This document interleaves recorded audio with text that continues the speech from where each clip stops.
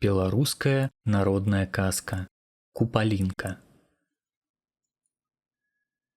Купальская ноч чорным крылом ахінула наваколле, прытомленае збіраннем гаючых зёлак, танцамі, скокамі праз вогнішча, збіліся ў гурт хлопцы і дзяўчаты. Развязалі вузельчыкі, дасталі з іх ежу, дамашняе віно. Пачуліся смех, жарты, добразычлівыя кпіны. Толькі чарнаброваму Івану не весела. Сядзіць адзінока ў баку ад сябрукоў, думу думае. А дума такая горкая. Вечар цёплы, а сэрца халодзіць. Няма ў Івана сяброўкі. Дзяўчат навокал многа, толькі ні адна з іх не прыглянулася хлопцу. 3 вянкі кінулі яму вясковыя прыгажунні з надзеяй, што разарве Іван адзін з іх і тым самым заявіць аб сваім праве на дзяўчыну. Але ўсе 3 вянкі засталіся некранутымі. Пакрыўдзіліся прыгажунні, хаця выгляду і не падалі. Надзелі вяночкі на свае галоўкі, звонкім смехам заліваюцца. Глядзі, маўляў, хлопец, каб пашкадаваць не давялося. Самая прыгожая з іх Ганна, якая вельмі пакахала Івана, не сцярпела і кажа: «Калі сярод нас не знайшлося табе абранніцы, пайдзі і пашукай кветку папараці ў лесе, мо там сваё шчасце знойдзеш». Сядзіць хлопец, маўчыць, пра сваё думае. Раптам побач нячутна з'явілася нечая лёгкая постаць. Пяшчотныя рукі дакрануліся да галавы юнака. Заплюшчыў той вочы, думаючы, што гэта сон. А калі праз імгненне адкрыў іх, убачыў, што побач нікога няма. Толькі на траве, ля самых ног, вяночак ляжыць. Хацеў было хлопец адкінуць той вяночак, падумаўшы, што гэта дзяўчаты вырашылі пажартаваць над ім. Але, во дзіва, вяночак быццам да рук прыліп.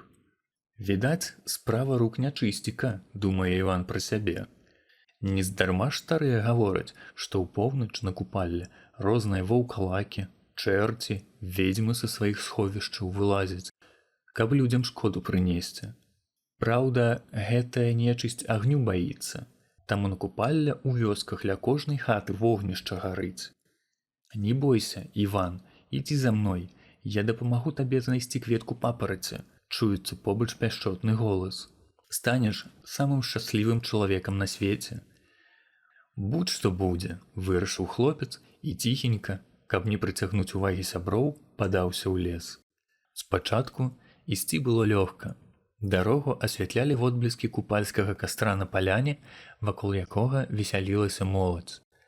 Але чым далей ішоў хлопец, тым вузейшая рабілася сцяжынка, больш цёмным і глухім станавіўся лес. Ногі блыталіся ў густой траве. Вецце балюча сцёбла па твары. Спачатку здалёк, а потым усё бліжэй і бліжэй чуліся нейкія невядомыя гукі, падобныя на выццё ваўка або рогат савы. Трэба вяртацца хутчэй назад, пакуль не заблудзіўся, мільганула думка ў галаве Івана. Інакш не толькі кветку папараці не знайду, а жывым з гэтай глухамані не вярнуся. Успомніўшы пра вянок, хлопец кінуў яго на зямлю. І здарылася цуда. Вянок ураз ператварыўся ў вогненнае кола, пакацілася яно па зямлі, завісла на галінах дрэў, а наўкола стала відна, як удзень. Паспрабаваў было хлопец зняць з дрэва свой вянок, але толькі руку да яго працягнуў, а вянок сонейка вышэй падняўся. Завіс на ветці дуба, слепіць вочы, быццам дражніць Івана. Пабяжыць той наперад, а сонейка на зямлю скоціцца, у густой траве схаваецца. Застыне хлопец на месцы, не ведаючы, куды ісці далей. І тут жа чую ласкавы голас: «Ідзі сюды, Іванка, не бойся». «Хто ты такая? Адгукніся!» – крычыць юнак. «Я Купалінка». «Тады навошта ўцякаеш ад мяне? Лёгкага шчасця не бывае, за яго змагацца трэба», – чуецца ласкавы голас. «Што я павінен зрабіць? Навучы», – просіць Іван. «Ты знойдзеш кветку папараці», – адказвае Купалінка. «Як сарвеш яе, хуценька вяртайся дадому, што б не рабілася ў цябе за спіной. Чые галасы не пачуеш, не азірайся, інакш будзе бяда». Сказала так Купалінка, і як скрозь зямлю правалілася. Зноў стала наўкола цёмна-цёмна, як быць, куды ісці. Прачытаў пра сябе малітву Іван і паціху пайшоў наперад. Колькі ён ішоў так, і сам не ведае. Раптам бачыць, наперадзе, у некалькіх кроках ад яго, нейкія агеньчыкі на зямлі блішчаць. Падышоў ён бліжэй і вачам сваім не верыць. Перад ім незвычайная па прыгажосці кветка папараці. Нашто ўжо прыгожая вясёлка пасля дажджу на небе, але яна нішто ў параўнанні з цудоўнай кветкай. Падобная на пяро жар птушкі, зіхаціць, пераліваецца. Толькі памкнуўся Іван сарваць кветку, як з усіх бакоў нешта затрашчала, загукала, завыла, заверашчала, заскуголіла. І ўсё ж хлопец дацягнуўся да кветкі, сарваў яе, сунуў за пазуху і заспяшаўся ў сваю вёску. Ішоў, а за спіной трашчала вецце, на ўсе лады лямантавала нечыстая сіла. Пагражала рознымі карамі, упрошвала азірнуцца, паслухаць, што яна скажа. Але Іван памятаў словы Купалінкі, не паддаваўся ні на якія ўгаворы, ішоў і ішоў наперад.